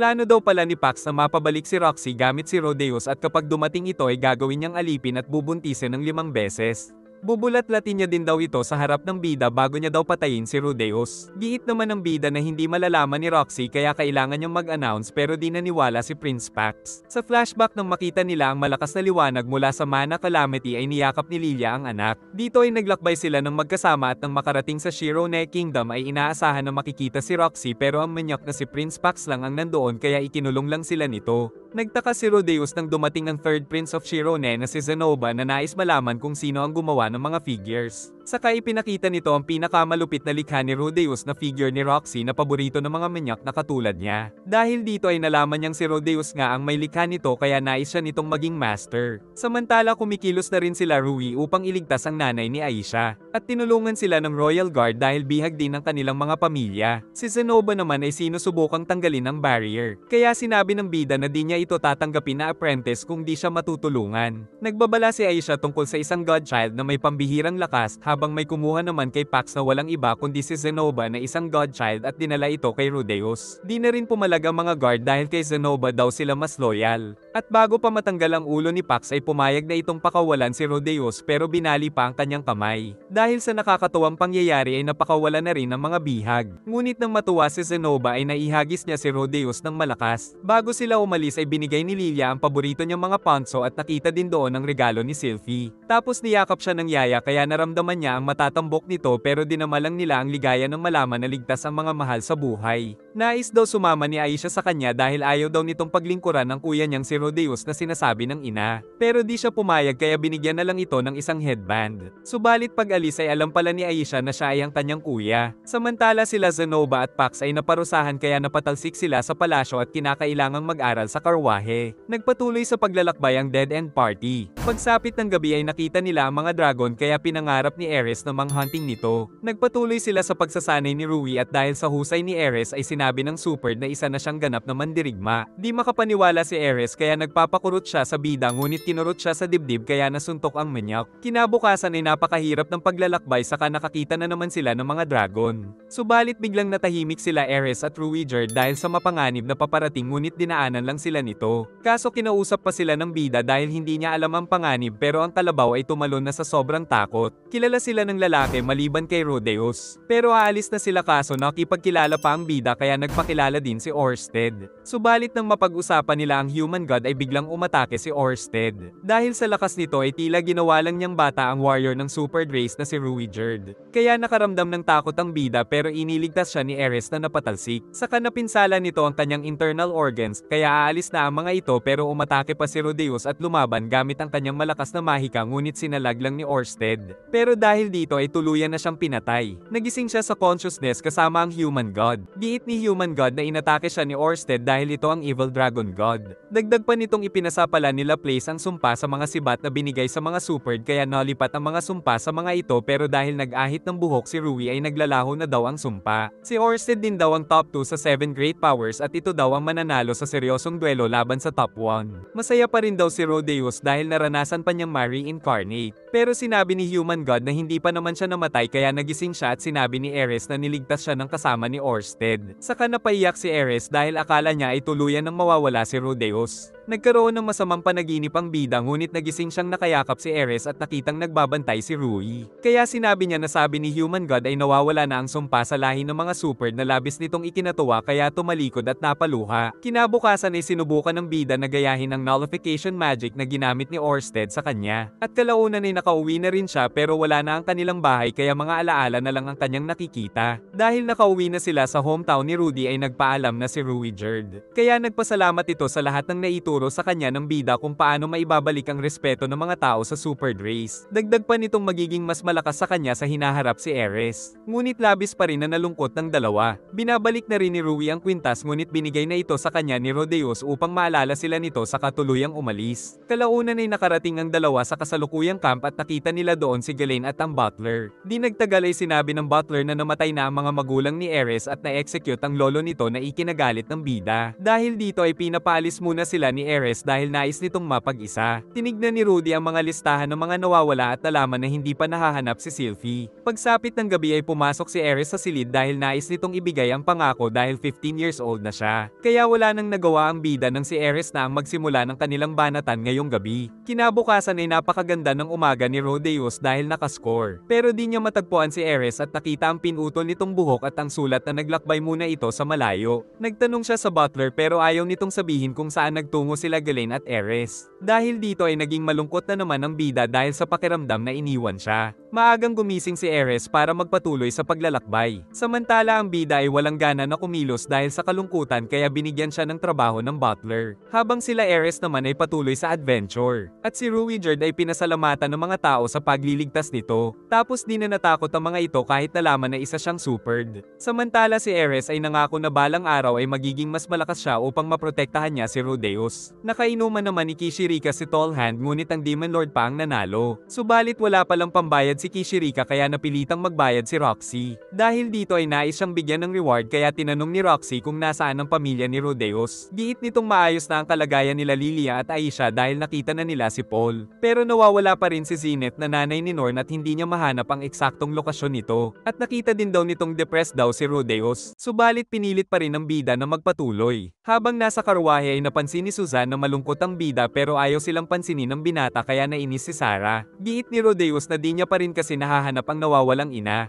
Kaya naisip ni Susan na bigyan siya ng mga impormasyon tungkol sa kanilang destinasyon. Pagdating nila sa syudad ay agad na naghanap ng matutuluyan si Rodeos. Tapos natulog siya dahil malungkot sa pag-alis ni Ares. Subalit pinilit niyang kumilos para hanapin ang ina. Kaya pinadisband niya na ang dead-end party at nais na lang niyang maging solo adventurer ngunit nag-alala ang dalaga sa kanya. Saka naman dumating sila Susan na nais siyang gawing kasapi ng kanilang party kaya niyaya siya nito sa mesa at pinaliwanag na mapanganib ang mag-isa. Subalit di siya gusto ni Sarah na napansin ng bida na kasing ugali ni Ares. Kinabukasan ay si Rodeos ang nauna sa tagpuan. Ngunit ayaw pa rin ni Sarah kay Rodeos kaya pinagsabihan ito ni Susan. Naisip ng bida na ginagamit siya para turuan si Sarah pero ayos lang sa kanya. Habang kumakain ay pinag-usapan nila ang magiging strategy. Ngunit nang mag-suggest si Rodeos ay binara siya ni Sarah kaya napagsabihan na naman ni Susan. At humingi ng tawad ang party leader na si Timothy. Nakita nila ang mga target na monster. Napinigilan ni Rodeos saka inatake ni Timothy ng fire magic ng paulit-ulit. Subalit paparating pa ang mga Black Grizzlies na naglagay ng mga putik para di mapansin at nalaman ni Rudy na napaligiran na sila. Iniligtas naman siya ni Susan saka pinilit pa rin ng raid party na lumaban kahit napaligiran na sila ng mga ito habang nanonood lang si Rodeos. Pero dahil sa kanilang katapangan ay lumakas na rin ang loob ng bida at nagpalabas ng pambihirang fire magic na siyang tumapos sa napakaraming halimaw doon. Kaya napakarami nilang huli sa ngayon dahil kay Rodeos. Nagpasalamat si Susan sa ating bida at si Sarah ay medyo bumait na rin sa kanya. Tapos dumating sila sa isang guild na nainis sa mga outsider kaya nagpasya sila Timothy at Susan na manglibre ng alak ngayong gabi bilang welcome party nila. Dumaan ang mga araw at mga buwan na patuloy na nagpapalakas ng katawan ng bida. At pagpasok sa guild ay sinabi ng leader ng top party na si Sol na walang ibang kukuha ng Snowdrake Extermination. Dahil sa nabuong reputasyon ay kilala na siya ng mga adventurer pero sa bago niyang nickname na Quagmire.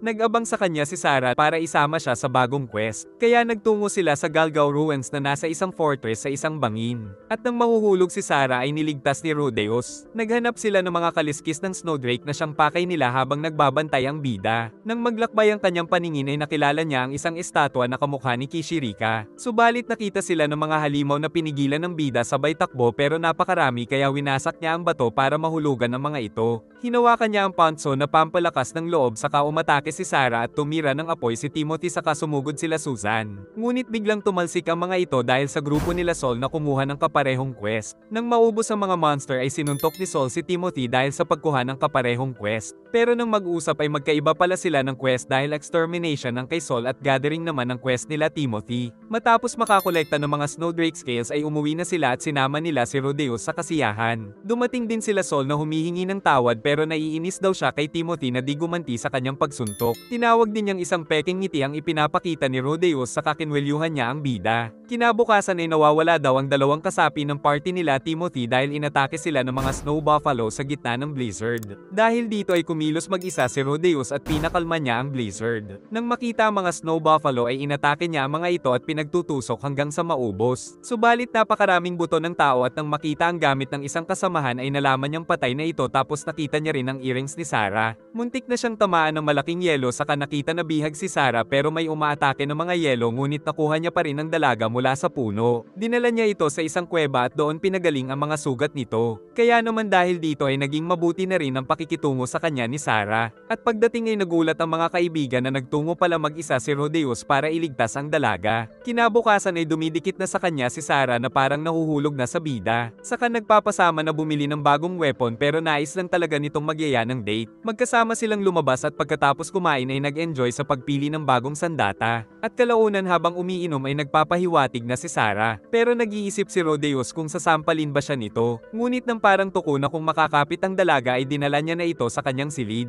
Kung saan ang dalaga na mismo ang nagyaya ng banatan kaya di na siya tumanggi. Pero dahil depressed ay ayaw bumangon ng pototoy kaya bigo ang dalaga at nagkunwaring di niya type si Rodeus para di mapahiya. Dahil dito ay naglasing ang bida dahil di nakascore. Sa init ng ulo ay sinuntok niya si Sol pero di siya pinatulan dahil alam niyang mahirap ang ditayuan ng Junjun. At nang mag-usap sila ay sinabi ng bida na depressed pa rin siya sa pag-alis ni Ares. Dinala siya nito sa bahay aliwan kung saan nakilala siya ni Elise na nagpasalamat dahil natulungan niya noon ang kapatid nito. Habang umiinom ay niromanse siya ni Elise at niyaya siya nitong magbombom. Pero bumalik sila kay Sol dahil di pa rin bumangon ng pototoy. Kaya nag-advise si Sol na magpakalasing na lang ngayong gabi. Kinabukasan ay nagbigay pa ng advice si Sol na dahan-dahanin lang si Sarah. Giit ng bida na wala siyang pake dahil di niya naman ito masyadong type. Ngunit nasa likod na pala si Sarah kaya nasampal ng malupit. Kaya mas lumala ang problema at magpapatiwakal na sana pero pinigilan ni Sol. At upang malibang ay niyaya siya ni Sol na sumama sa mapanganib na quest. Dito ay napagtanto ni Rodeus na mabait naman pala si Sol. Kinabukasan ay kasama niya ang malaking grupo ni Sol kung saan siya ang naging lookout upang makita ang lokasyon ng mga halimaw. Kaya naman madali nilang nahuli ang mga ito sa mga trap. Saka pinagpapatay ng mga kasama ang mga halimaw. Subalit merong dumating na Red Dragon na napatay ang isa. Tinamaan pa ng buntot ang dalawa at patuloy na nagwala kaya gumawa ng smokescreen ang bida ngunit muntik na siya pero nagawang makatakas kaya inatake siya ng apoy. Subalit di umubra ang apoy sa bida saka patuloy niyang pinagtutusok ito ng mga bato hanggang sa mahulog sa trap kung saan niya ito tuluyang tinapos ng malaking bato. Natuwa ang mga kasama sa kanyang tagumpay. Kaya pag-uwi ay mas sumikat pa siya sa kaniyaya ni Sol na tuluyang sumali sa kanyang party. Pero tumanggi ang bida dahil kailangan niya pang hanapin ang ina. Kinabukasan ay patuloy si Rodeus sa pagpapalakas. Nagtungo siya sa guild at kalaunan ay dumating si Elina Liz na sinabing kasama niya si Roxy sa search party. Ngunit tila nais din siya nitong tikman dahil nabalitaan ang pagtalo niya sa isang Red Dragon. At sinabi ng elf na si Zenith ay nasa isang labyrinth sa Begarit Continent. Pero naisip muna ni Rodeus na magpalakas dahil napakalayo nito at paparating pa ang winter. Kinabukasan habang nagsasanay ay nakita niya si Elina na binabarurot kaya naisip ni Rodeus na isa talaga itong haliparot kaya marami din ang nanonood sa live show.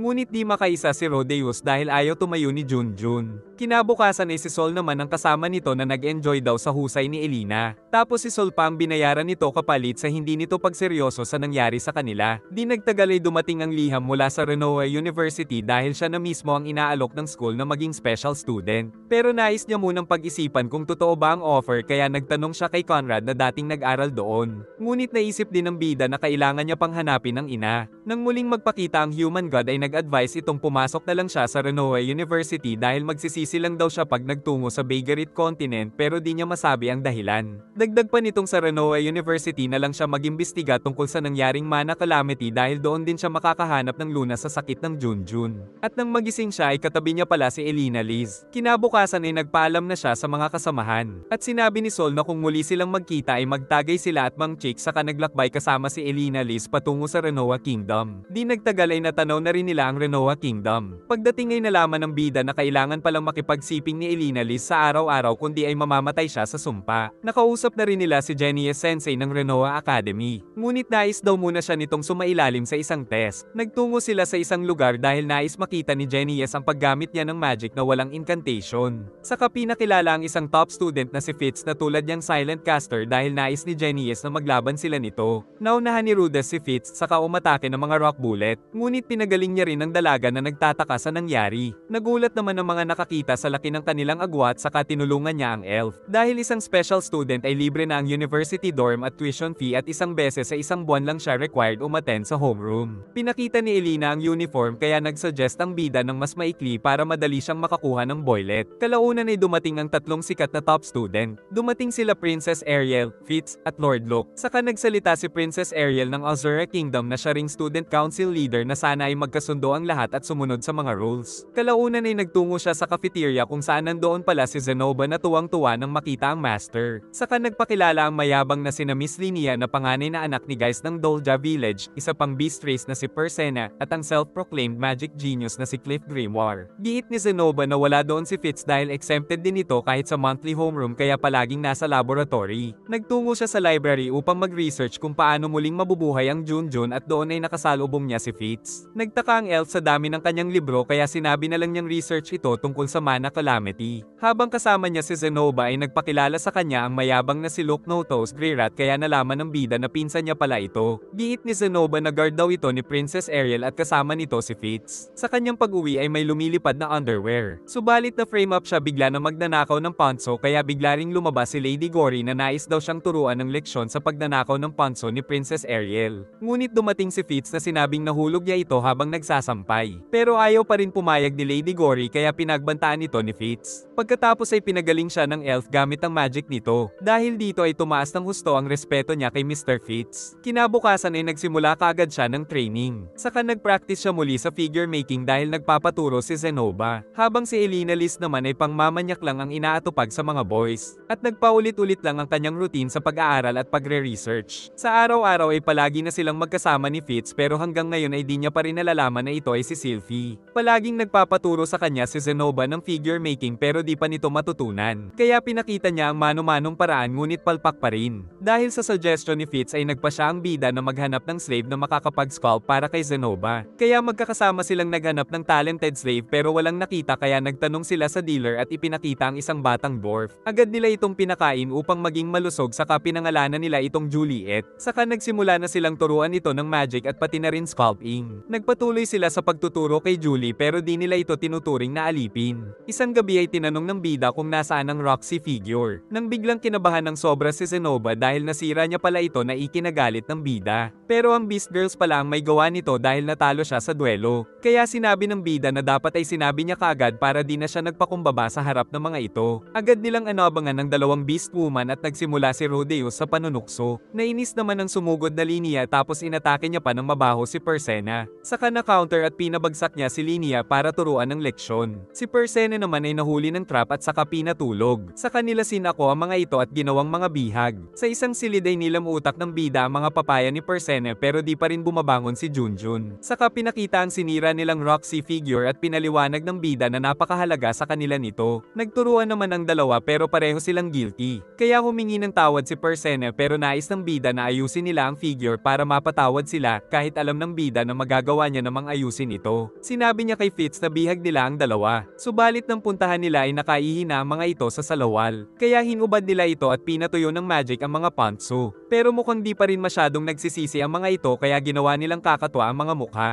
At nagbanta si Fitz na gagawin itong permanent kung di sila makikinig kay Rudeus. Pag-alis ng mga ito ay muntik nang makita ni Fitz ang tinatagong pantso ni Rudeus. At nang mahiga ay ipapakita na sana ni Fitz ang mukha pero di niya tinuloy. Kinabukasan ay nagagalit si Cliff dahil ayaw niya ng maingay. At nang uwian ay nakita niya ang crush na si Elina Liz. Nang mapadaan ng bida ay nakita niya na may binubuli pero umalis ang mga ito nang makita siya. Nalaman niyang ito ay si Cliff na nagtataka din siya kung ba't nabubuli. Kalaunan ay kinausap siya ni Cliff para magpatulong sa crush niyang si Elina. At kaya siya nabuli kahapon ay dahil pinagtanggol niya pala na hindi isang haliparot si Elina pero alam ng bida na totoo ito. Pero di niya alam ang gagawin kaya nang hingi siya ng advice kay Fitz. Dahil dito ay inimbitahan ni Rodeus si Elina Liz para ipakilala kay Cliff. Ngunit sinabi ni Elise na di siya pwedeng manatili sa isang partner dahil sa kanyang sumpa. Kaya nagkasundo sila Elina at Rodeus na babasted din na lang ito ng elf. Pero kinabukasan ay mag-una ang dalawa dahil naniwala si Elina Liz na tutulungan siya ni Cliff na matanggal ang sumpa. Samantala naglalaban ng mga beast race at kung sino ang matalo ay magsasubmit sa nanalo dahil mga in-hit sila. Si Rodeus ay hinahamon din sa duelo dahil sinabi daw nila Linia at Persena na siya ang leader ng mga ito kaya kung sino ang makakatalo kay Rodeus ay pakakasalan daw nila Persena at Linia pero tinalo niya lang agad ang challenger. Subalit napakahaba ng pila kaya maraming kakalabanin si Rodeus. Kaso paglabas nila ay tinalo na ng isang challenger ang lahat ng mga katunggali. Nagpakilala itong si Demon King Bodyguardy na fiancé daw ni Demon Emperor Kishirika. Subalit kailangan niya pa rin itong kalabanin dahil isa pa rin itong challenger. Tinanong ng bida kung kilala nito si human god pero wala daw ideya si Buddy. At nang dumating ang wand ay nakiusap siyang sana ay wag siyang tuluyan ng Demon King dahil noon ay muntik na siya sa Dragon God. Pumayag naman si Buddy kaya sinabing kung masusugat siya ni Rodeus sa isang atake ay siya na ang panalo. Kaya nag-focus ang ating bida sa pinaka-concentrated niyang magic. Saka inatake niya ang napatalsik na Demon King kaya nag-alala dahil baka napatay niya ito. Ngunit biglang tumawa at muling nabuo ang mga kamay at sinabing tinatanggap niya ang pagkatalo pero bigla siyang sinuntok nito. Kaya namaga ang mukha na tinulungan ni Fates. Natalo niya ang mga challenger kaya hinawakan ng papaya ni Linnea sa Kayumanig dahil sa pagdating ng Demon King. Palaging napapatitig si Fates kay Rodeos kaya nauntog. At napapansin na ng mga kasamang iba ang kinikilos niya. Nakatulog si Fates kaya di namalaya na nagtatanong na si Rodeos. Ngunit nagsuggest pa rin siya kung sino ang makakatulong sa bida. Pinuntahan ni Rodeos ang sinabi ni Fates pero nalaman niyang ito ang kasama ng Evil Dragon God kaya napatakbo siya sa takot. At nang sinundan siya nito ay nawalan pa siya ng malay. Nagising siyang inaalagaan ni Fates. Saka sinabi ng mask girl na siya ang nag-heal kay Rodeos at nagsabi kay Orsted na pabayaan itong mabuhay dahil naisip daw niyang baka pareho sila ng pinanggalingan. Nang magtanggal ng maskara ay naalala ng bida na ito ang sinubukan niyang iligtas na nasagasaan din ng truck. At nagpakilala itong si Nanahoshi Shizuka na kapareho niyang Japanese. Ipinangako rin ng dalaga na magkakampi sila at nais niyang magtulungan sila para makabalik sa kanilang mundo. Subalit ayaw nang bumalik ng bida sa dating katawan. Giit ni Nanahoshi na nahanap daw siya ni Orsted sa Azura Kingdom at ito na ang nagpalaki sa kanya. At sa paglalakbay kasama ang Evil Dragon God ay may nakilala daw siyang nagsabi na may nag-summon sa kanya sa mundong ito. Wala daw mana si Nanahoshi at di rin siya tumatanda pero hindi siya isang immortal.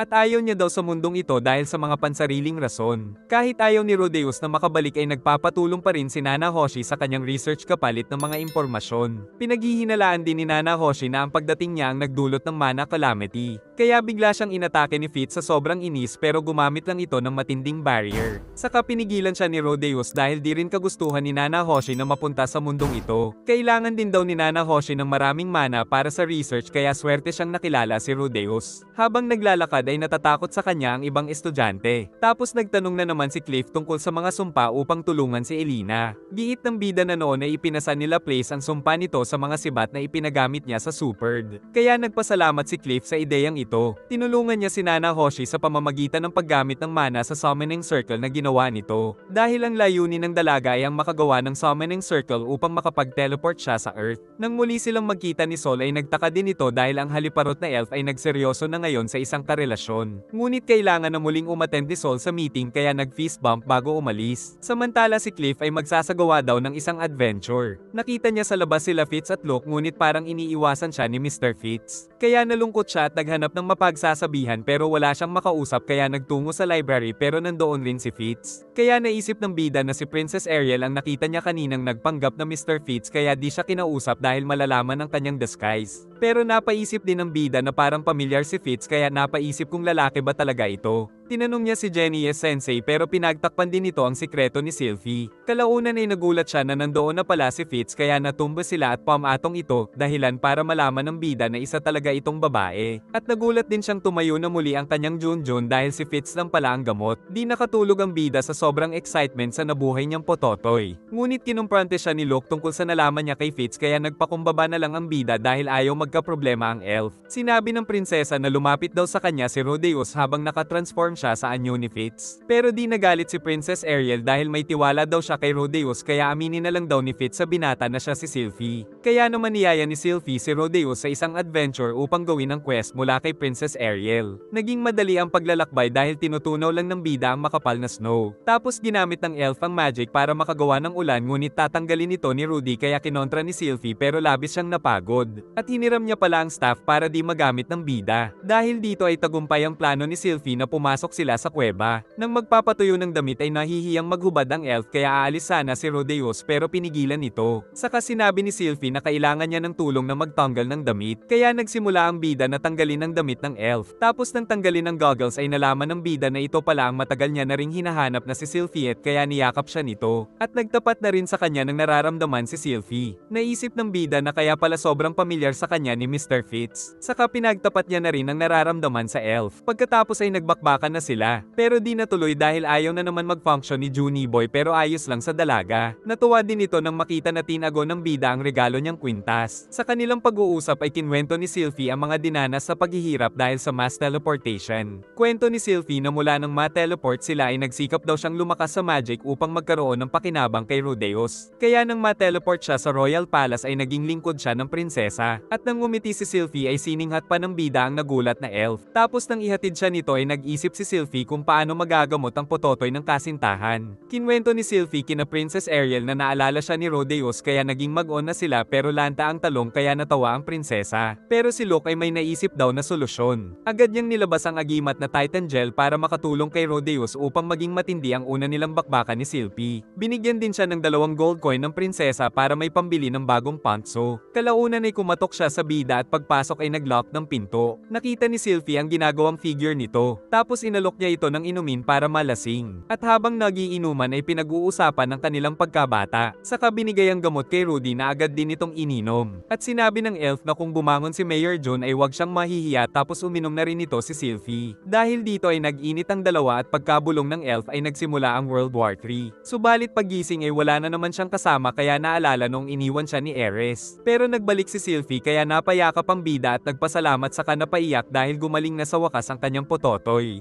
Kalaunan ay nagpasalamat din ng bida sa tulong nila Princess Ariel at Luke, saka nagpa siya na siyang hanapin ng ina. Ngunit nais niya munang pakasalan si Sylvie at boto naman sa kanila ang mga kaibigan. Nais din ng prinsesa na magdamit babae na ang elf at si Rodeos ay pinahintulutan niyang gamitin ang kanyang pangalan sa mga usapin. Pagpasok ng bida ay napansin ng mga kasama na mukhang manyak na si Rodeos. Giit ni Rodeos na gumaling na kasi siya mula sa karamdaman. Ngunit walang ideya ang bida sa mga kailangan bago ikasal. Giit ni Cliff na kailangan niya ng bahay. Kaya nagtingin siya sa katalog ng malaking bahay para di nakakahiya kapag bumisita si Princess Ariel. Nakapili siya ng mura at malaking bahay pero isa itong haunted house kaya isinama ang dalawa para hanapin ang problema. Agad nilang hinanap ang sinasabing halimaw na pumapatay ng tao subalit wala silang natagpuan. Ngunit pagsapit ng gabi ay nagbukas ang lihim na lagusan na naramdaman ni Cliff kaya sinabi kay Rodeos. Agad nilang hinanap ang tunog ngunit wala silang nakita. Subalit may napansin siya sa kisame na bigla siyang sinugod kaya nagpanik ang bida, mabuti ay iniligtas ni Zenobia. Pero di ito namatay dahil isa siyang blessed child. Nag-exorcism magic din si Cliff pero walang epekto. Kaya balak nang umatake ng bida pero ayaw pumayag ni Zenobia dahil isa lang pala itong manika. Agad na naisip ni Zenobia na maaari pala silang makagawa ng may buhay na manika. Ngunit di ito ma-appreciate ni Cliff kaya muntik na siyang patayin ni Zenobia. Tapos nahanap nila ang lihim na lagusan at nakita ang isang libro. Dito ay napagtanto ng bida na yumao na ang may gawa ng manika na isang guard ng bahay kaya pala pinapatay nito ang mga intruder. Dinala nila ang manika nang magmakaawa si Zenobia na siya na lang ang manaliksik nito dahil pangarap niyang makalikha ng mga moving doll at pumayag naman si Rodeos. Ilang araw ang lumipas ay dinala ni Rodeos ang mapapangasawa sa renovated na bahay. Napakalawak at napakaganda nito at meron pang malaking kama para daw ma-enjoy ng bida ang pagkain sa tahong ni Sylvie.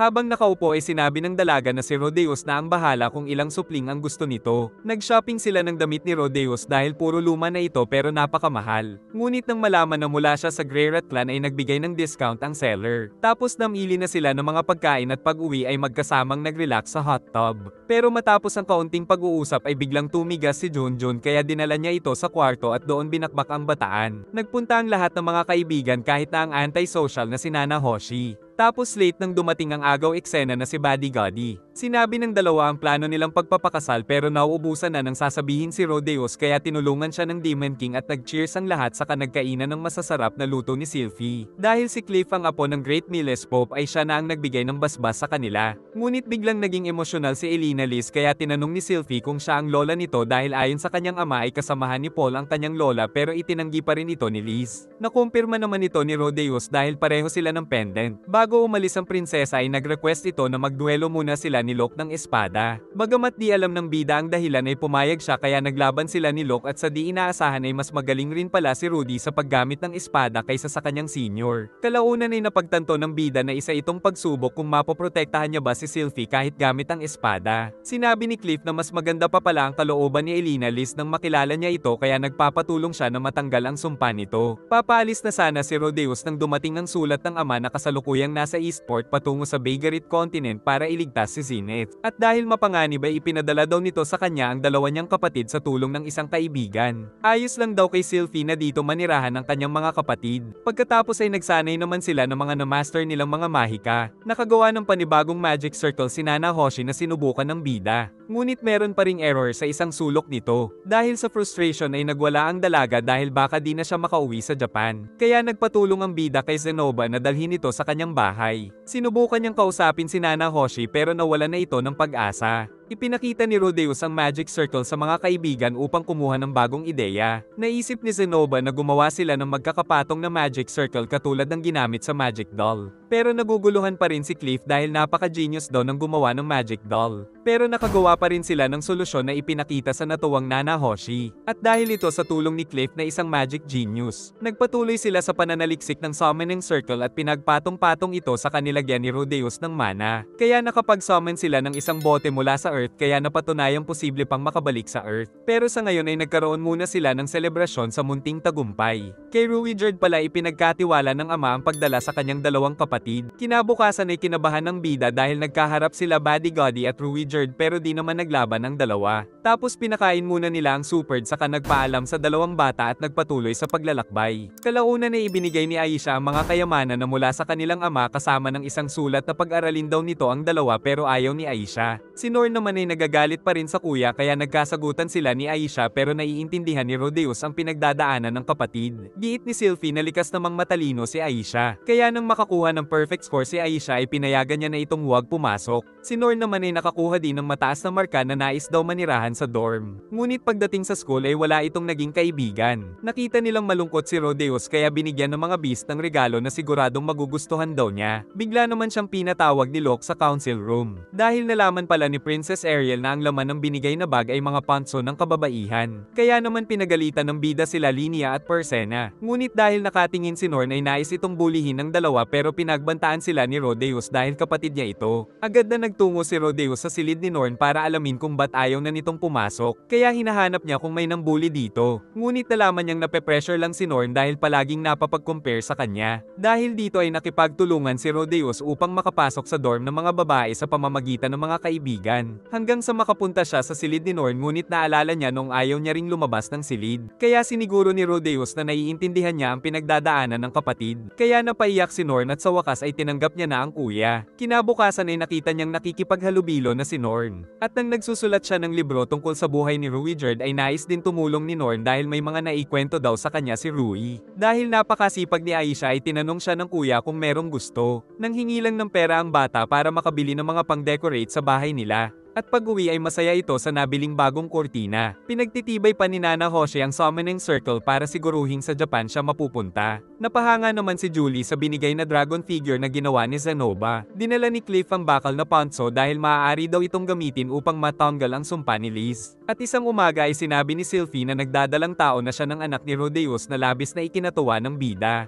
Kaya sa hapagkainan ay sinabi ni Rodeus na excited na siyang malaman ito ng ama. Ngunit kinabukasan ay nakatanggap siya ng liham kay Giz na kailangan daw nila ng reinforcement. Kinausap niya si Human God ngunit sinabi nitong magsisisi lang siya pag nagtungo sa Begarit Continent pero nais na ni Rodeus na tulungan ang search party para sa kanyang ina. Nagising siya bigla at pinag-isipan ng sinabi ni Human God. Ayos lang daw kay Sylvie na may one pero mananatili daw doon si Rodeus. Nalaman niyang patungo si Elena Liz sa Begarit. Kaya nang hingi siya ng opinyon ni Zenobia pero sinabi lang nitong kung aalis siya ay babantayan niya ang asawa ng master. Nagpa siya naman siyang huwag umalis pero kahit lang pa ay nais tulungan ni Norn ang ama para hanapin ang kanilang ina. Kaya napilitan si Rodeus na magdesisyong magtungo. Giit ni Elena Liz na 8 buwan ang paglalakbay kaya dapat din nilang pag-isipan ang sumpa ng elf. Nagtungo siya kay Nana Hoshi para sabihing mawawala siya ng 2 taon para hanapin ang ina pero di matanggap ng dalaga na matitigil ang kanyang research kaya binigay nito ang sikretong lokasyon ng teleportation circle upang mabilis silang makarating sa Begarit Continent kaya 1 buwan na lang ang kakailanganing paglalakbay. Pero kailangang manatiling lihim ng teleportation circle dahil pinagbabawal ito. Pag-uwi ay sinabi ito ni Rodeus sa kanyang asawa at mga kapatid. At nagbili na magtulungan sila habang wala pa siya. Gusto niya sanang pangalanan ng magiging anak bago siya umalis pero bad omen daw ito dahil baka di na siya makabalik. Matapos ang mahabang preparasyon ay magsisimula na sila sa paglalakbay. Pinabaon din ni Cliff ang magic item na pansamantalang pipigil sa sumpa ni Liz kaya nagpasalamat ang elf. Nagpaalam na rin ng bida kaya pinalakas ng pamilya ang kanyang loob sa katuluyan na silang umalis at nagtungo sa Sharia Forest kung nasaan ang teleportation circle. Agad na inactivate ni Rodeus ang nasabing lugar kaya lumabas ang isang gusali at pumasok sila at nakita ang teleportation circle na sabay nilang pinasok. Nakarating nga sila sa Begarit Continent ngunit bumalik si Liz para makumpirma kung makakabalik sila. Matagal namang naghintay si Rodeus pero nakabalik na rin ang elf na sinabing merong time lag dahil pumasok naman daw siya kaagad sa portal. Sa labas ay nasa desyerto na sila ng Begarit kaya tiniis ang init nito. At sa gabi ay di niya matiis ang elf kaya lumabas na lang siya subalit inakit naman ng isang demonyo. Mabuti na lang ay lumabas si Liz at nailigtas siya mula sa mapanganib na mabahong succubus. Sa paglipas ng mga araw ay nagtulungan sila gamit ang kanilang mga kakayahan hanggang sa makarating sa isang bayan.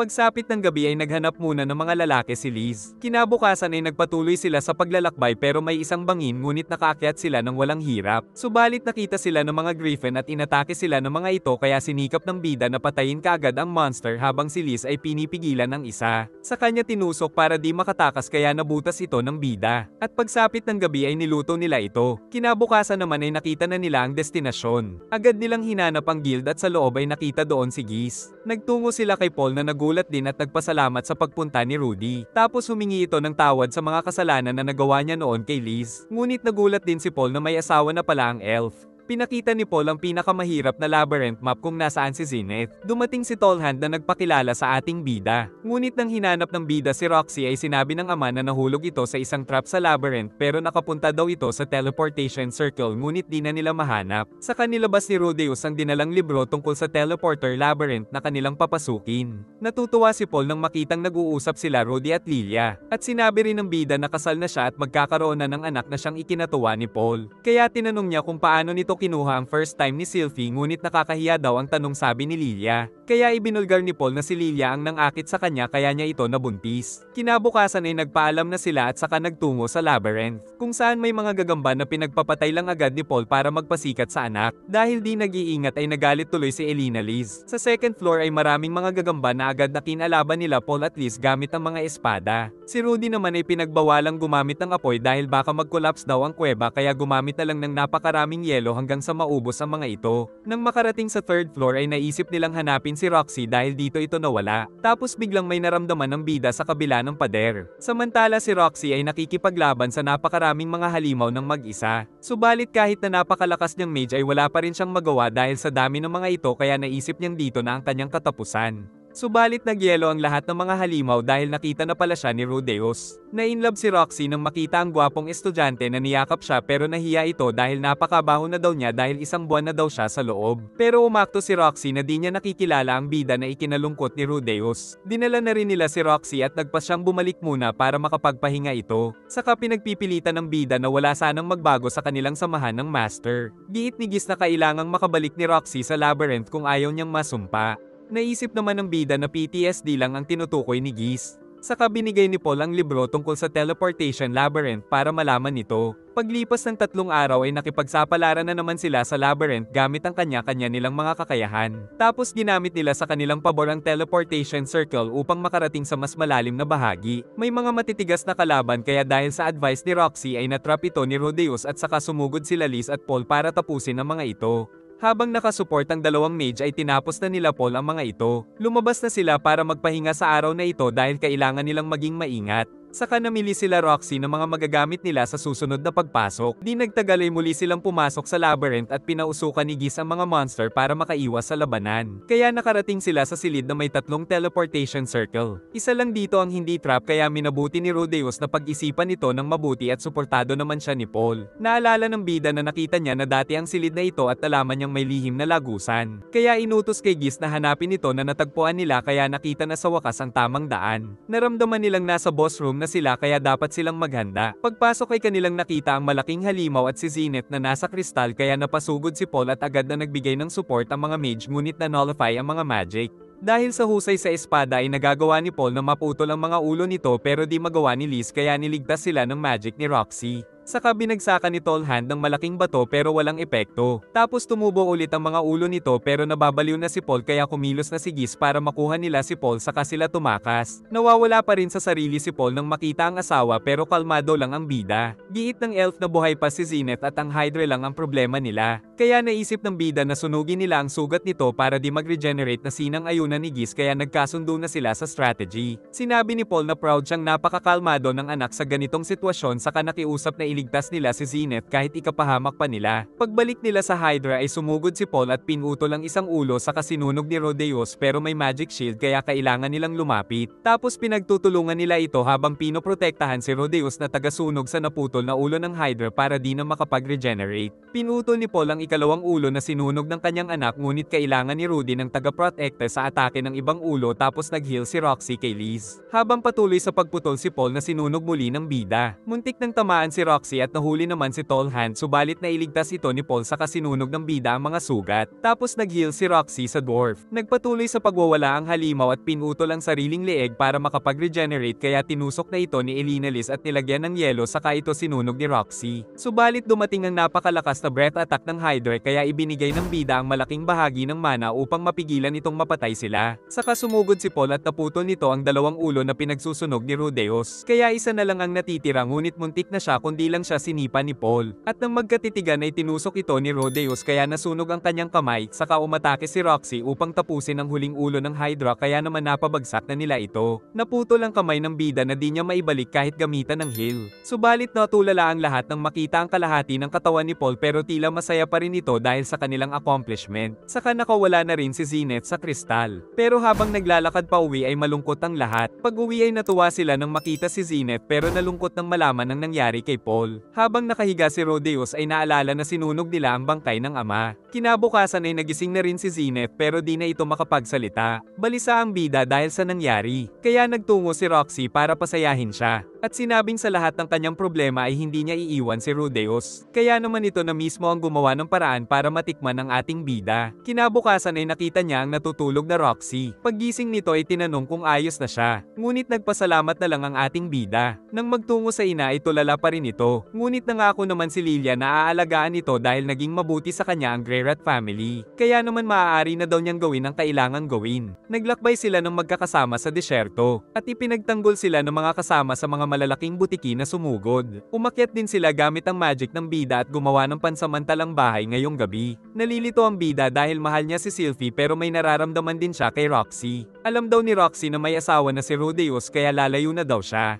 Ngunit inamin na rin ni Roxy na na-love at first sight siya sa bida noong iniligtas siya nito sa labyrinth. Kaya naman pinalakas niya ang loob ng bida matapos ang nangyari kay Paul dahil mahal niya ito. Pagkatapos ay nagtanggal na ng blindfold ang mga kasama. Saka nakiusap ang bida na panatilihing lihim ang portal. Giit ni Liz na dahil hindi naman follower ni Pope Miles si Rudy ay pwede siyang mag-asawa ng higit sa isa kaya kunin na rin itong asawa si Roxy. Kaya naguguluhan ng bida dahil magkakaroon din siya ng dalawang asawa katulad ng kanyang ama. Ngunit naisip niya rin kung papayag ba sila Sylvie at Roxy na dalawa sila. Kaya naman ngayon pa lang ay tinanong niya na si Roxy. Giit lang ng dalagang demon na si Sylvie muna ang kanyang tanungin. Nang makita ang bahay ay nag-alala ang bida dahil sa sinabi ni Human God. Kaya hinanap niya kagad ang mga kapatid at asawa. Nakita niyang maayos naman si Aisha at nakita niya na rin si Sylvie. Kalaunan ay dumating na rin si Nor na hinahanap ang ama. Pero sinabi ng kuya na namatay na ito at abo na lang ang natira kaya labis na paghihinagpis ang naramdaman ni Norn. Dahil dito ay nais ni Norn na manahin ang espada ng kanyang ama na pinahintulutan ng kuya. At ang ina ay niyakap ang armor ng asawa. Dito na rin maninirahan ang buong pamilya ni Rodeos magmula ngayon. Pagkatapos magpaalam ng mga kasamahan ni Paul ay kinausap ni Rodeos ang asawa ay sinabing nais niyang gawing pangalawang asawa si Roxy dahil iniligtas siya nito noong wala na siyang ganang mabuhay. Pero sobrang tutol si Norn sa kanyang kagustuhan. Kaya inawi niya si Roxy na tinanggap na lang ang mapait na katotohanan kaya aalis na lang na walang magawa si Rodeos. Subalit pinigilan ni Sylvie ang umiiyak na Roxy at sinabing tinatanggap niya ito dahil alam naman niya nung una pa lang na babaero ang mga Greyrat. Kaya maluha-luha at di makapaniwala si Roxy sa kabaitang taglay ng elf. Sa labas ay idinaan ni Norn sa pagsasanay ang inis niya sa kuya. At isang buwan na lang ay manganganak na si Sylvie kaya giit ni Roxy na saka na lang sila magpapakasal ni Rudy kapag nanganak na ito. Dumating na nga ang araw ng pagsilang ng unang anak ni Rodeos na isang babae. At nang kargahin ay napaiyak ang bida sa sobrang saya. Binisita din niya ang puntod ng ama. At nagpasalamat dahil kung di siya nito niligtas ay siya ang namatay. Saka sinabing Lucy Greyrat ang pangalan ng kanyang apo. Bagamat isang reincarnation lang siya sa mundong ito ay nakikita niya na ang sarili na talagang anak ni Paul Greyrat. Saka ipinangakong magiging mabuting ama sa kanyang magiging mga anak at poprotektahan ang kanilang pamilya. At pag alis niya sa puntod ay nakaramdam siya ng hangin na tila ba naramdaman ng pagpapasalamat ng kanyang ama.